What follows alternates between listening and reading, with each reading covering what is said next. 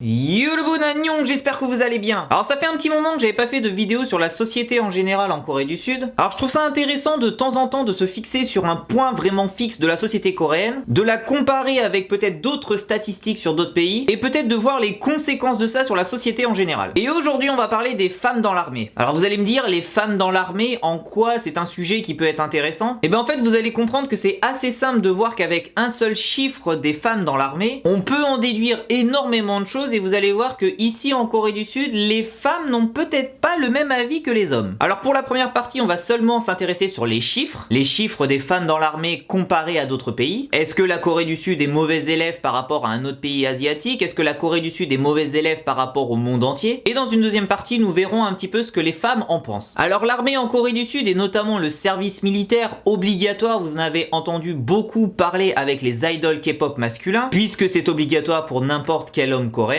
Eh bien il faut savoir que ce n'est pas du tout obligatoire pour les femmes coréennes. Les femmes coréennes n'ont absolument aucun service militaire obligatoire, mais ça ne veut pas dire qu'il n'y a pas de femmes dans l'armée coréenne. Il faut savoir qu'au jour d'aujourd'hui, dans l'armée sud-coréenne, il y a environ 5,5% de toutes les troupes qui sont des femmes. C'est un chiffre honnêtement un petit peu bas, n'avoir que 5% de femmes dans l'armée c'est quand même très peu, mais le gouvernement actuel promet d'avoir un chiffre un peu plus gros, notamment à la fin du mandat du président. Il faut savoir que les plans du ministère notamment de l'armée, ont montré qu'ils espèrent avoir environ 9% de femmes dans l'armée d'ici quelques années. Ils ont notamment un cap pour 2022 et essayent par tous les moyens de pousser les jeunes femmes coréennes à s'intégrer dans l'armée. Alors comme je le disais, ce ne sera pas du tout obligatoire, les nouveaux plans de l'armée ne sont pas de mettre quelque chose d'obligatoire pour les femmes coréennes, mais toujours sur la base du volontariat. Donc 5,5% en ce moment, c'est pas extra. Mais ce chiffre-là, comparé à d'autres pays, qu'est-ce que ça donne? Alors en premier pays, j'ai pris bien évidemment le pays ennemi numéro 1 de la Corée du Sud avec le Japon. Alors il faut savoir aussi qu'au Japon, les femmes dans l'armée c'est quand même quelque chose d'assez récent. Ils ont eu notamment la première pilote d'avion de combat en août 2018 et au jour d'aujourd'hui ils comptent environ 13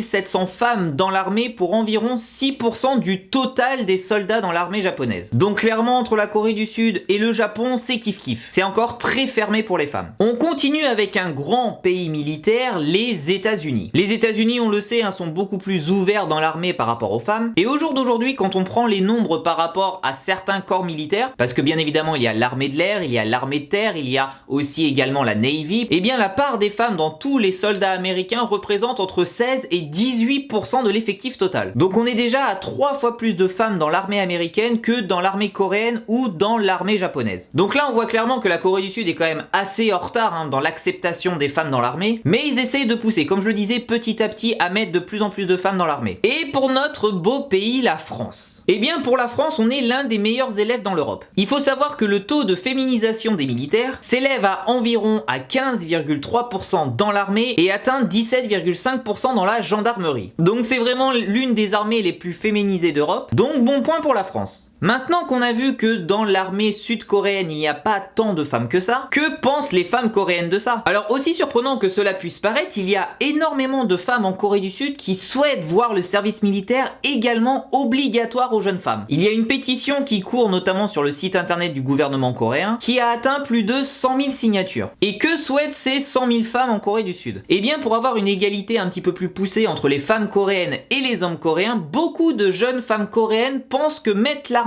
obligatoire également, mettre le service militaire obligatoire pour les jeunes femmes coréennes pousserait les hommes à accepter de plus en plus les femmes dans la société en général. Vous le savez, la société coréenne est quand même assez machiste, que ce soit dans le monde du travail ou dans le monde familial, les femmes ont vraiment une place extrêmement difficile. Et vraiment pour beaucoup de jeunes femmes coréennes, faire l'armée ça pousserait les hommes à mieux les accepter. Ça mettrait sur un pied d'égalité les hommes et les femmes dans ce pays. Donc va-t-on arriver à l'obligation du service militaire pour les jeunes coréennes? Honnêtement je le pense pas, je pense que le gouvernement veut juste inciter de plus en plus de jeunes coréennes à venir dans l'armée, mais je pense pas que ça arrivera à une obligation totale de toutes les jeunes femmes coréennes à faire le service militaire. Mais c'est assez surprenant de voir qu'il y a des pétitions qui ont quand même plus de 100 000 signatures qui souhaitent voir cette obligation. Pour elles, avoir l'égalité, c'est également défendre son pays. Et du côté des hommes, ils sont pas trop dans l'acceptation. Alors pas parce qu'ils ne veulent pas voir de femmes dans l'armée, mais parce que beaucoup de jeunes hommes coréens pensent que ce n'est pas parce qu'elles vont faire l'armée qu'il va y avoir une égalité de plus en plus poussée. Pour beaucoup de jeunes hommes coréens, ils pensent qu'elles n'ont pas besoin de faire ça pour dire il va y avoir l'égalité l'égalité homme-femme. Pour beaucoup de jeunes hommes coréens, ils pensent qu'avec le temps, avec peut-être la nouvelle génération qui va arriver dans les entreprises, dans la politique, cette égalité homme-femme va arriver naturellement. Comme on l'a vu en France, les femmes n'ont jamais fait le service militaire obligatoire, et l'égalité homme-femme est apparue petit à petit. Bon, on n'est pas encore à l'égalité parfaite homme-femme en France, mais en tout cas on y arrive. Eh bien en Corée du Sud, c'est un petit peu la même chose que la France d'il y a 25-30 ans. Les femmes n'ont pas beaucoup de pouvoir, mais arrivent petit à petit à en avoir de plus en plus. Et honnêtement, quand j'entends des histoires des femmes dans les entreprises coréennes, quand j'entends l'histoire des femmes dans l'armée coréenne, je sais qu'il y a plein de jeunes femmes qui ont énormément